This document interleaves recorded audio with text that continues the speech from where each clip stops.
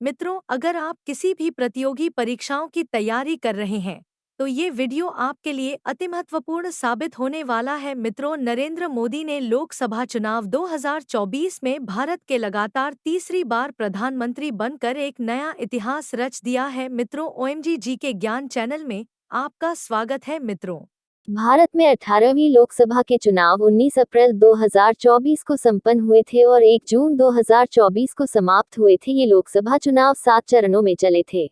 18वीं लोकसभा चुनाव में कुल मतदान प्रतिशत 66.33 रहा, जो 17वीं लोकसभा चुनाव 2019 की तुलना में 1.07% कम रहा। 18वीं लोकसभा चुनाव के परिणाम 4 जून 2024 को घोषित किए गए, जिसमें भारतीय जनता पार्टी बीजेपी ने 240 सीटों पर विजय हासिल की। 18वीं लोकसभा चुनाव में बीजेपी के साथ अन्य घटक दलों ने 53 सीटों पर जीत हासिल की। इस प्रकार एनडीए ने कुल 293 सीटों पर जीत हासिल की। 18वीं लोकसभा में कुल मतदाताओं की संख्या 968 मिलियन अर्थात 96.8 करोड़ थी, जिसमें से 642 मिलियन अर्थात 64.2 करोड़ मतदाताओं ने अपने मत का प्रयोग किया। इस प्रकार लोकसभा की कुल 543 सीटों पर 642 मिलियन लोगों ने अपने मत का प्रयोग किया। भारत की राष्ट्रपति द्रौपदी मुर्मू ने एनडीए को स्वीकार किया और नरेंद्र मोदी को संसदीय दल के नेता के रूप में प्रधानमंत्री पद के लिए आमंत्रित किया। राष्ट्रपति द्रौपदी मुर्मू द्वारा नरेंद्र मोदी को शाम 9 जून 2024 को प्रधानमंत्री पद की शपथ दिलवाई गई और इस प्रकार नरेंद्र मोदी लगातार तीसरी बार भारत के प्रधानमंत्री बने। आज़ादी के बाद का यह एक बहुत बड़ा ऐतिहासिक दिन था। शपथ समारोह का आयोजन 9 जून 2024 की शाम को राष्ट्रपति भवन दिल्ली में आयोजित हुआ, जिसमें बांग्लादेश, भूटान, नेपाल, मॉरिशस आदि देशों के नेतागण शामिल हुए थे।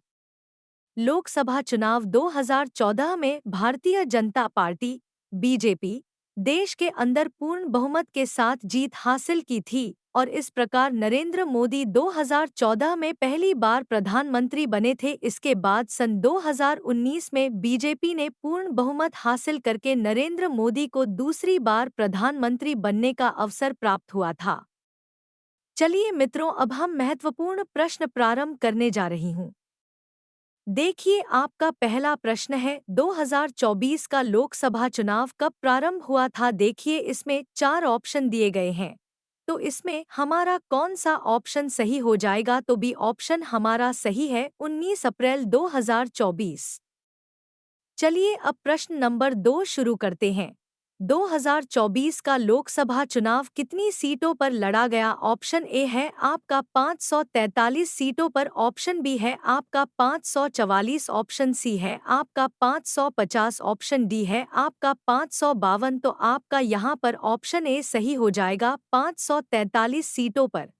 अब प्रश्न नंबर 3, 18वीं लोकसभा के चुनाव कितने चरणों में हुए? इसका आपका ऑप्शन बी करेक्ट हो जाएगा, चुनाव 7 चरणों में हुआ था। प्रश्न नंबर 4, 18वीं लोकसभा चुनाव के परिणाम कब घोषित हुए? आपका ऑप्शन ए करेक्ट हो जाएगा, 4 जून 2024। अब प्रश्न नंबर 5, 2024 के लोकसभा चुनाव में बीजेपी ने कितनी सीटें जीती? इसमें आपका सी ऑप्शन करेक्ट हो जाएगा, 240 सीटें जीती।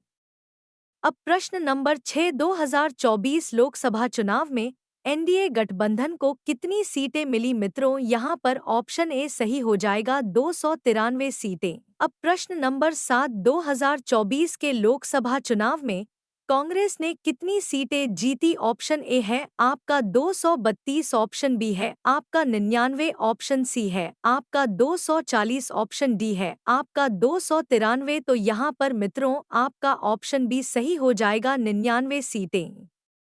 अब प्रश्न नंबर 8, 2024 लोकसभा चुनाव में इंडिया गठबंधन को कितनी सीटें मिली? यहाँ पर मित्रों ऑप्शन ए आपका सही जवाब होगा, 232 सीटें। चलिए अब चलते हैं प्रश्न नंबर 9 पर। 2024 के लोकसभा चुनाव में 2019 की अपेक्षा कितने प्रतिशत मतदान कम हुआ? ये प्रश्न बहुत इम्पोर्टेंट है, इसको याद रखिएगा। इसका सी ऑप्शन सही हो जाएगा, 1.07%। चलिए मित्रों, अब चलते हैं प्रश्न नंबर 10 पर। 2024 लोकसभा चुनाव में कितने प्रतिशत मतदान हुआ? ऑप्शन ए है आपका 66.33%, ऑप्शन बी है आपका 33.66%, ऑप्शन सी है आपका 63.63% और डी ऑप्शन दिया गया है आपका 36.36%। तो यहाँ पर आपका ऑप्शन ए सही हो जाएगा, 66.33%। प्रश्न नंबर 11 क्या है आपका? 2024 के लोकसभा चुनाव में कुल मतदाताओं की संख्या कितनी थी? तो यहाँ पर आपका ऑप्शन ए सही हो जाएगा, 968 मिलियन, या फिर मित्रों कह सकते हैं 96.8 करोड़। अब प्रश्न नंबर 12, 2024 के लोकसभा चुनाव में कितने मतदाताओं ने मतदान किया? इसका आपका आंसर भी सही हो जाएगा, 642 मिलियन, या फिर 64.2 करोड़ भी कह सकते हैं। अब मित्रों चलते हैं प्रश्न नंबर 13 पर। 2024 के लोकसभा चुनाव में कुल सदस्यों की संख्या कितनी थी? कुल सदस्यों की संख्या थी 543। तो आपका ऑप्शन सी सही जवाब हो जाएगा। अब चलते हैं प्रश्न नंबर 14 पर। कौन से केंद्र शासित प्रदेश में लोकसभा की सीटें सबसे ज्यादा हैं? तो इसमें 4 ऑप्शन दिए गए हैं। इसमें ऑप्शन बी सही हो जाएगा, क्योंकि सभी केंद्र शासित प्रदेशों में सबसे ज्यादा लोकसभा की 7 सीटें दिल्ली में है। चलिए मित्रों, अब चलते हैं प्रश्न 15 पर। तो प्रश्न नंबर 15 है आपका प्रधानमंत्री बनने का रास्ता किस राज्य से होकर जाता है? तो इसका ऑप्शन बी सही हो जाएगा, उत्तर प्रदेश से। अब चलते हैं प्रश्न 16 पर। लोकसभा की सबसे ज्यादा सीटें किस राज्य में हैं? मित्रों, इस प्रश्न का ऑप्शन ए सही हो जाएगा, क्योंकि सबसे ज्यादा लोकसभा की सीटें 80 उत्तर प्रदेश राज्य में ही है। चलिए मित्रों, अब प्रश्न 17, किस सदन के बहुमत दल का नेता प्रधानमंत्री होता है? तो यहाँ पर मित्रों ऑप्शन ए सही जवाब हो जाएगा, लोकसभा सदन। अब चलते हैं मित्रों क्वेश्चन नंबर 18 पर। तो मित्रों क्वेश्चन नंबर 18 है आपका 18वीं लोकसभा चुनाव के अध्यक्ष का क्या नाम है? तो यहाँ पर मित्रों ऑप्शन बी सही हो जाएगा, राजीव कुमार। मित्रों यह बहुत इम्पोर्टेंट क्वेश्चन है, इसको याद रखिएगा। अब चलते हैं क्वेश्चन नंबर 19 पर। मित्रों 2024 के लोकसभा चुनाव में दूसरे नंबर का दल कौन सा रहा? ऑप्शन ए है आपका बीजेपी, ऑप्शन बी है आपका आईएनसी, ऑप्शन सी है आपका आरजेडी, ऑप्शन डी है आपका एसपी। तो यहाँ पर मित्रों ऑप्शन बी आपका सही जवाब हो जाएगा, क्योंकि बीजेपी 240 सीटें जीतकर पहले स्थान पर रही थी और मित्रों आईएनसी 99 सीटें जीतकर दूसरे स्थान पर रही। अब चलते हैं मित्रों क्वेश्चन नंबर 20 पर। लोकसभा का चुनाव कितने वर्षों में होता है? तो यहाँ पर मित्रों आपको पता होगा कि लोकसभा का चुनाव प्रत्येक 5 वर्ष पूरे होने पर होता है, अतः यहाँ पर ऑप्शन ए सही जवाब होगा। चलिए मित्रों, अब चलते हैं क्वेश्चन नंबर 21 पर। क्वेश्चन नंबर 21 है आपका लोकसभा चुनाव लड़ने के लिए न्यूनतम आयु कितनी होनी चाहिए? मित्रों जब 25 इयर्स के पूरे हो जाते हैं तो हम लोकसभा का चुनाव लड़ सकते हैं। अतः मित्रों यहाँ पर आपका ऑप्शन सी करेक्ट ऑप्शन हो जाएगा। चलिए मित्रों, अब हम चलते हैं क्वेश्चन नंबर 22 पर। लोकसभा की प्रथम महिला अध्यक्ष कौन थी? यहाँ पर ऑप्शन ए आपका सही आंसर हो जाएगा, मीरा कुमार।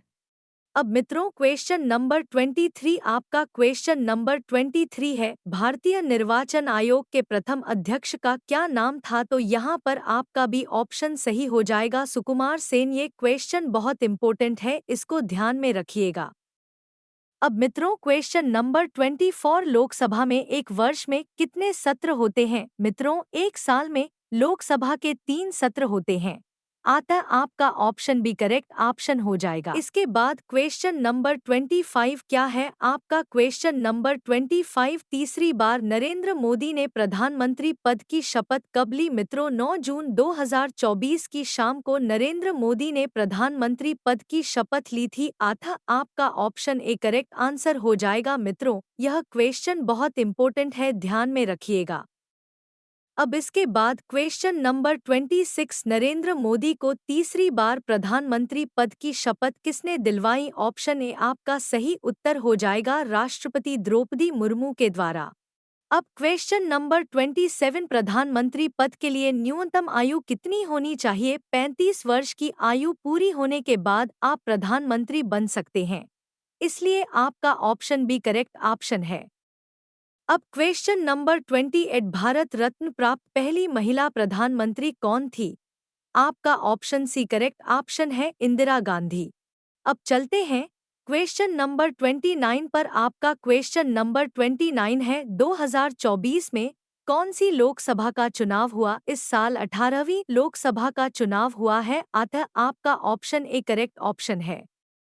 अब अंतिम क्वेश्चन नंबर 30, लोकसभा सदस्य अपना त्याग पत्र किसे सौंपता है? लोकसभा सदस्य अपना त्याग पत्र लोकसभा स्पीकर को देता है, जिसे लोकसभा अध्यक्ष भी कहते हैं।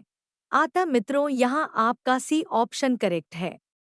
अगर आप चैनल पर नए हैं तो चैनल को लाइक शेयर सब्सक्राइब करें। वीडियो को अंत तक देखने के लिए शुक्रिया। जय हिंद, वंदे मातरम।